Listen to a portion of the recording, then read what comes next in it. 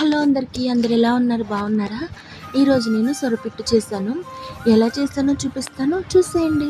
ముందుగా క్లీన్ చేసుకున్న సొర చేపల్లో పసుపు, ఉప్పు వేసుకుని ఒక 10 నిమిషాలు ఉడికించుకోవాలి. ఆ తర్వాత పైనున్న స్కిన్ అంతా కూడా తీసేసుకుని స్మాష్ చేసుకుని అందులో పసుపు, మీ రుచికి సరిపడా ఉప్పు, కారం, గరం మసాలా ఉంటే కొద్దిగా కసూరి మేతి కూడా వేసుకుని బాగా కలుపుకొని పక్కన పెట్టుకుంది.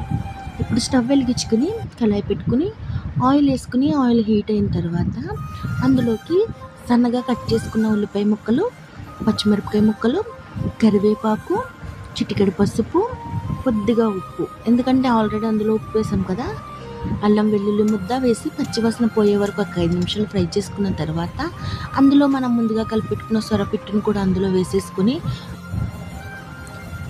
ఆ తర్వాత అందులోకి కొబ్బరికాయ తురుముకునైనా మిక్సీ జార్లో వేసుకునైనా సరే పొడిలా చేసుకుని కొబ్బరి పొడిని కూడా వేసేసుకుని మరో 5 నిమిషాలు మూత పెట్టుకుని ఫ్రై చేసుకుంటే చాలా టేస్టీగా ఉండే సొరపిట్టు అనేది రెడీ అయిపోతుంది. చేపల కూర అన్నిటిలో కూడా ఇది చాలా టేస్టీగా ఉంటుంది. ఈ కర్రీ కూడా తొందరగా అయిపోతుంది. ఒకసారి ట్రై చేసేయండి. Thank you for watching. Please subscribe చేయండి.